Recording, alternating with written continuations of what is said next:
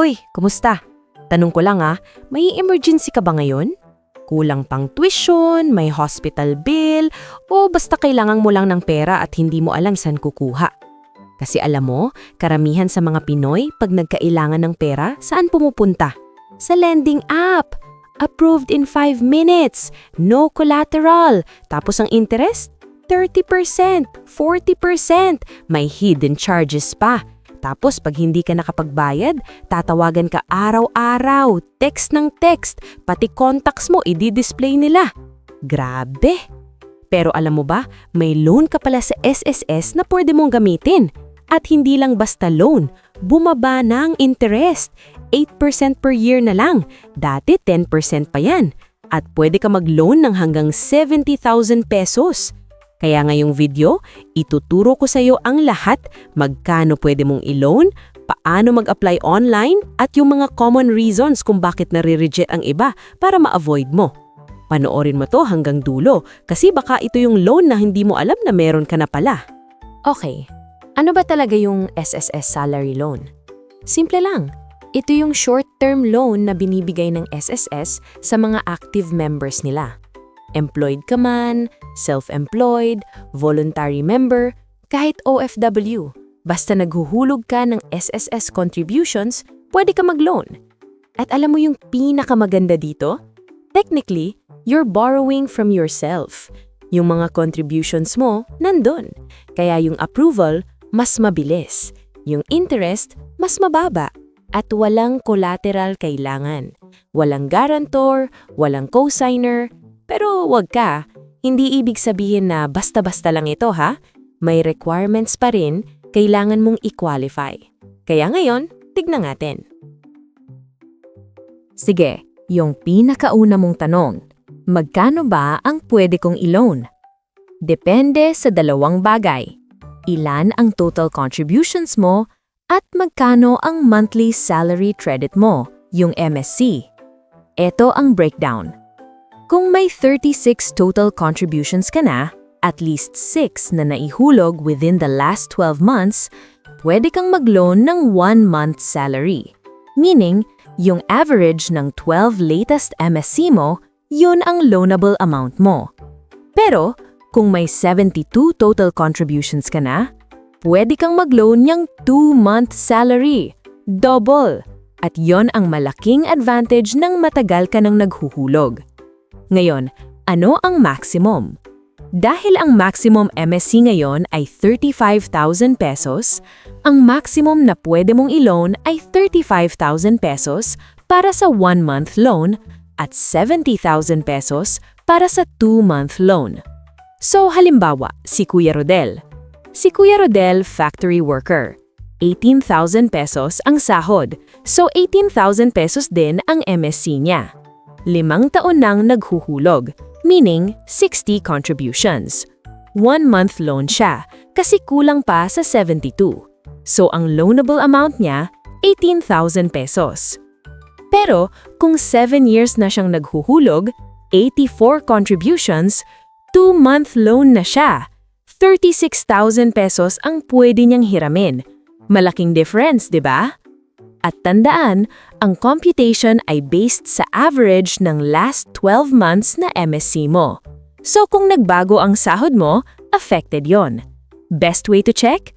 Log in sa my.sss account mo online. Andun ang exact loanable amount mo. Sige Ate Karen, paano ko malalaman kung qualified ako? Ito ang checklist. Una, active SSS member ka, meaning naguhulog ka, hindi expired, hindi dormant. Pangalawa, may 36 monthly contributions ka na, at 6 nun ay nahulog within the last 12 months bago ka mag-apply. Importante to kahit mag-100 contributions ang meron ka, kung wala kang 6 na nahulog sa last 12 months, reject ka. Pangatlo, below 65 years old ka sa date ng application. Pang-apat, walang existing unpaid SSS loan unless naka 50% ka na ng bayad at 1 taon na simula nung unang amortization mo. Meaning, kung may loan ka pa, pwede mo i-renew basta kalahati na ang nabayaran. Panglima, hindi ka pa nag-file ng retirement or total disability claim. At pang-anim, para sa employed members, importante to, ang employer mo ay updated sa remittance ng contributions at loan payments. Kasi alam mo, minsan hindi ikaw ang may problema. Yung employer mo ang hindi nagre-remit, tapos ikaw ang nare-reject. Kaya importante, i-check mo sa HR mo kung updated sila. At isa pa, kailangan may DAEM account ka. Yun yung Disbursement Account Enrollment Module sa my.sss.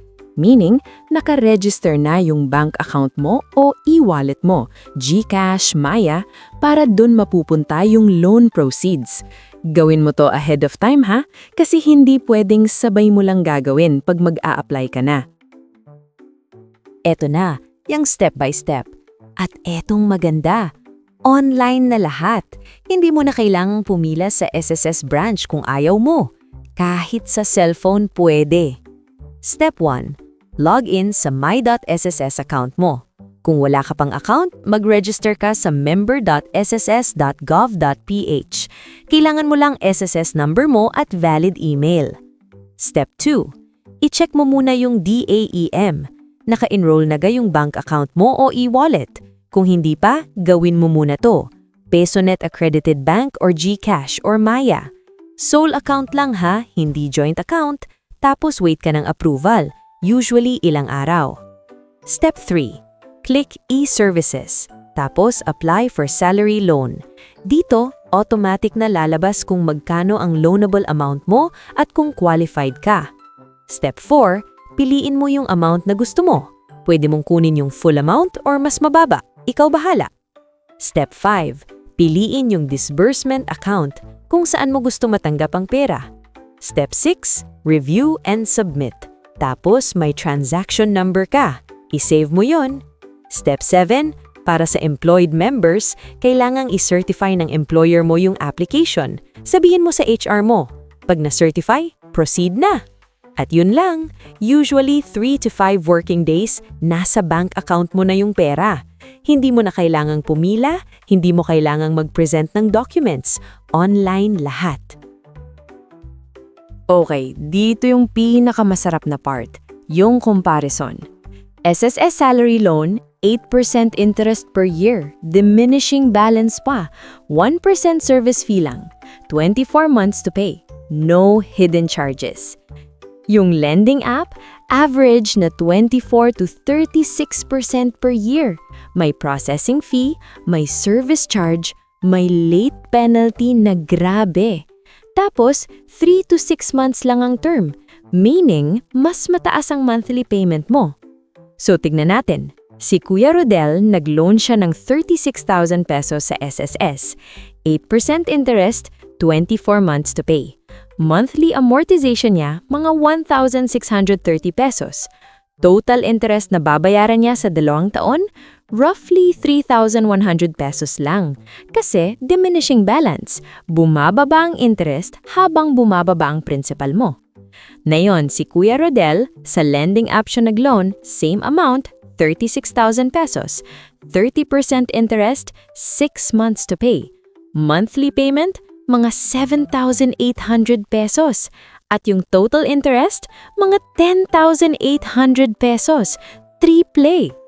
Pareho lang 36,000 pesos ang hiniram, pero yung sa lending app, 3 beses ang interest. At hindi pa kasama doon ang harassment pag na-late ka. Kaya bago ka mag-lending app, i-check mo muna ang SSS mo. Okay, ngayon, yung ayaw mong marinig pero kailangan mong malaman kung bakit na-reject ang SSS loan application mo. Number 1, kulang ang contributions. Kailangan 36 total, 6 within the last 12 months. Kahit may 50 contributions ka, kung wala kang 6 sa last 12 months, reject. Check mo muna sa My SSS bago ka mag-apply. Number 2, hindi nag-remit ang employer mo. Dineduct sa sahod mo pero hindi pinadadala sa SSS. Grabe, 'di ba? I-check mo sa My SSS under Inquiry Contributions. Kung may butas, kausapin mo yung HR. Kung hindi sila gumalaw, pwede kang mag-file ng complaint sa SSS branch. Karapatan mo 'yun. Number 3, may existing unpaid loan ka pa. Kung hindi mo pa nababayaran yung previous loan mo, at least 50% ng principal, hindi ka pwedeng mag-renew. Bayaran mo muna hanggang 50%.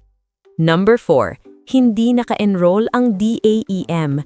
Walang enrolled na bank account o e-wallet. Wala silang padadalhan ng pera mo.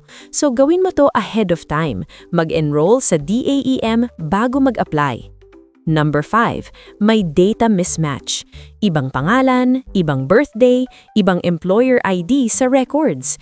Kung may ganito, pumunta ka sa branch, mag-file ng member data change request gamit yung E5 form. Ayusin mo muna yung records mo bago ka mag-apply. Kaya eto yung tip ko. Bago ka mag-apply, i-check mo muna lahat sa My SSS. Contributions, loan status, DAEM enrollment, personal info. Isang oras na pag-check, makakatipid ka ng ilang araw na sakit ng ulo. Alam mo, yung SSS salary loan, hindi siya sexy. Hindi siya approved in 5 minutes. Hindi nyo makikita sa ads na nagfa-flash sa phone nyo. Pero alam mo kung ano siya? Reliable. Legal. 8% lang. Walang harassment at galing sa contributions mo na ikaw ang naghulog. Kaya kung kailangan mo ng pera, bago ka pumunta sa lending app, bago ka mangutang sa kakilala, bago ka mag-credit card cash advance na 25% interest, i-check mo muna ang SSS mo. At kung may tanong ka, pwede ba kahit voluntary member? Paano kung OFW ako? Bakit ganito ang loanable amount ko? I-comment mo sa baba. Sasagutin namin lahat yan. At i-share mo tong video kasi alam ko maraming kaibigan mo, kapatid, magulang na naghuhulog ng SSS pero hindi alam na may loan benefit sila. Tulungan mo sila na malaman. Subscribe at like para sa more government benefits na hindi mo alam. I-click mo yung notification bell para updated ka. Caring for your future. Ako si Ate Karen. Hanggang sa susunod na video.